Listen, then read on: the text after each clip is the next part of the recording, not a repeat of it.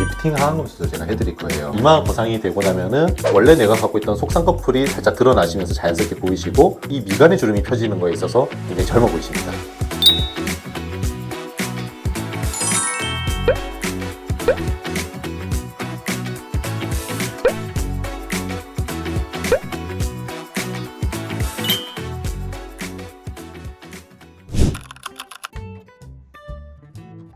오늘 그 수술에 대해서 제가 간략하게 조금 설명도 드리고요. 수술할 때 후 모습에 대해서 예상되는 바도 같이 좀 상의를 드릴게요. 거울 한번 들어보시죠. 이제 이런 이제 눈물 고랑들이 이제 조금 깊게 이제 패이시고, 지방 주머니가 불룩한 거에 더해가지고 이 겉에 있는 피부하고 근육의 처짐이 꽤 있으신 편입니다. 네. 그래서 제가 눈 바깥쪽 이렇게 살짝 꼬집고 끌어올린 것만으로도 네. 가운데 얼굴 전체가 좀 좋아지는 느낌이 있으시거든요. 기본적으로 눈 밑에 대해서 이 지방들을 좀 재배치를 해주고요. 동시에 이 근육들을 끌어올려서 고정을 해주고 남는 피부를 제거를 하는 그런 리프팅 하항검 수술을 제가 해드릴 거예요. 지방은 안 빼고요? 지방은 일반적으로 이 눈매에서 중앙 부위에 있는 지방들은 제거하기보다는 대부분 재배치를 해줍니다.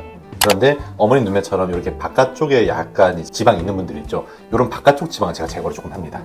근육이 처져 있는 부분을 제가 이렇게 끌어올리다 보니까 수술이 끝난 직후에는 눈매가 오히려 약간 좀 작아 보이는 느낌이 좀 들어요.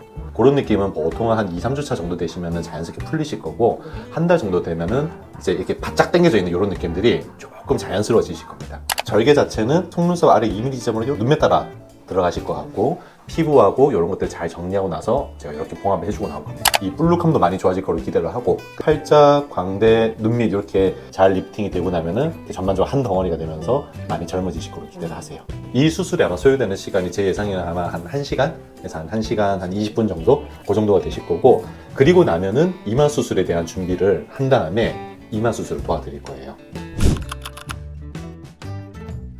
이마 수술은 이제 대부분의 경우에 이마의 주름 때문에도 수술을 많이 하시는데, 의외로 미간의 주름하고 눈꺼풀 처짐 때문에도 이마 수술을 꽤 하십니다. 왜냐면은 현재 이마 주름이 대부분 눈꺼풀 처짐 때문에 생기시는 건데, 미간에 근육량이 조금 있으시면서 이렇게 내천자 주름들이 조금 있으신 편이거든요.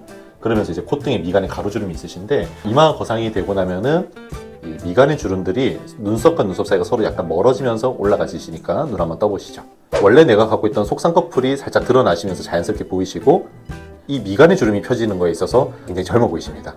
네, 눈이 좀 시원해지실 거예요. 본인이 갖고 있던 쌍꺼풀 라인이 드러나시는 거기 때문에 눈 자체도 수술을 하기보다도 조금 더 자연스러운 형태로 드러나실 거고요. 그런데 이제 문제가, 우리가 이 이마를 끌어올리시면은 얘를 끌어올려서 고정을 해주는 만큼 어머님 갖고 있는 헤어라인 자체가 또 그만큼 이렇게 뒤로 밀려나시거든요.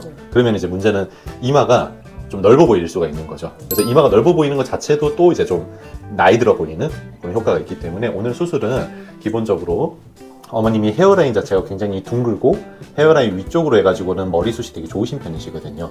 그러시기 때문에 헤어라인을 따라서 흉터를 최소한으로 숨길 수 있는 형태로 수술하면서 이마의 폭을 일부 약간 줄여가지고 어머님 헤어라인은 약간 아래쪽으로 내려주고요.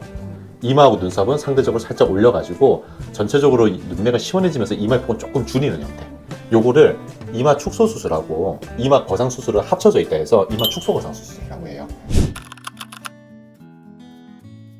끝나시고 나면은 눈 밑에는 제가 압박도 하고 모양을 잡아주려고 눈 밑에는 이렇게 테이핑을 해놓고 나오실 거고, 붕대를 가지고 오늘은 이마를 살짝 감싸고 가실 건데, 이마 수술은 대부분 혈관이나 이런 게 이 눈썹 주변에 있습니다. 끝나고 나면은 이렇게 붕대를 감는 게 아니라 눈썹을 살짝 포함해서 약간 이렇게 감아요. 그래서 오늘은 눈 뜨실 때 조금 이게 무거운 느낌이 있어요. 붕대 때문에. 특이사항 없으면 거의 대부분 분들이 수술 끝나고 바로 다음날 이 붕대 다 풀고 가십니다. 아시겠죠? 실밥 자체는 특이사항이 없으면은 눈 밑에는 보통 1주차 때 제거를 하시고, 이마 같은 경우에는 한 열흘 차에서 한 2주 되는 14일 차, 이때쯤 제거를 한번 하시게 될 것 같으세요. 여기 고랑이 깊으신 편은 맞거든요.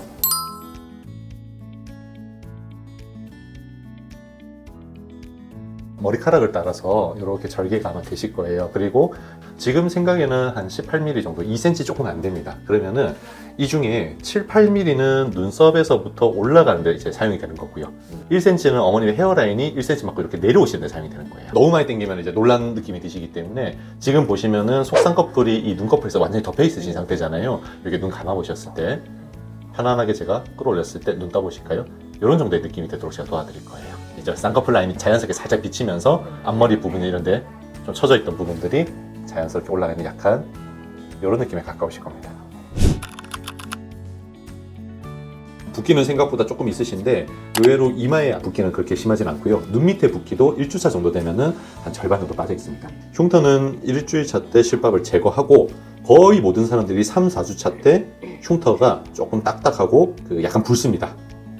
요거는 흉터가 이제 아무는 과정이기 때문에 그런데 요랬다가 보통 3에서 6개월 차 되면은 눈 밑에 있는 흉터 거의 안 보일 정도로 옅어질 겁니다. 근데 요 기간 동안에 어머님이 흉터 관리 조심해야 되는 건 다름이 아니라 자외선 차단이세요. 이제 마지막 세 번째는 많이 여쭤보는 게 외반증 걱정합니다. 외반증은 피부를 너무 많이 제거하다 보니까 눈 밑이 예를 들면 이렇게 되면 뒤집히는 거. 그래서 요거를 방지하기 위해서 우리가 오늘 수술할 때 피부 절제량을 조심히 결정을 할 때 눈 밑에 근육을 리프팅해서 끌어올려주는 외안각 고정술을 함께 할 겁니다. 이 외안각이 고정이 돼 있으면은 당겨 내렸을 때 잘 안 내려가집니다. 마지막이 있어요. 되게 중요할 것 같은데 이마 거상은 오늘 수술하시고 하루 이틀 정도 제일 불편해 하시는 게 1번이 약간의 통증, 약간 욱신욱신한 그런 약간 불편감이 있습니다. 근데 이런 것들은 약으로 잘 컨트롤이 돼요. 약으로 좀 컨트롤 안 되는 게 뭐냐면은 이 오심, 울렁거림이 있는 분들이 있어요. 이 울렁거림은 다 생기지는 않으시고요. 제가 수술해보니까 50% 환자만 생깁니다. 보통은 하루 정도 속이 좀 안 좋다 하시다가 다 돌아오십니다. 두 번째는 당연한 말씀이지만 감각 저하가 좀 있습니다. 이마에. 여기가 그나마 좀 감각이 있고요. 여기가 감각이 잘 없어요. 좀 4살 아닌 느낌이 드실 거예요. 정수리까지. 뒤통수는 정상이실 겁니다. 이마하고 관자놀이는 감각이 대부분이 돌아와요. 거의 90% 이상 다 회복됩니다.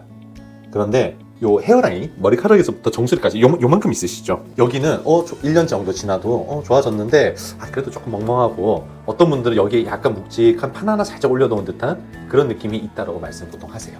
흉터는 대부분 수술하시고 나서 1개월 차까지는 상처가 꽤 빨갛습니다.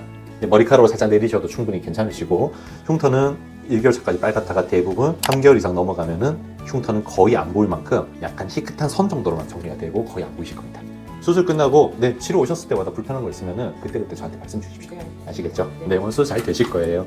너무 걱정하지 마시고 수술 잘 끝나고 나서 회복실에 나오셨을 때 제가 한번 또 뵈러 가도록 할게요.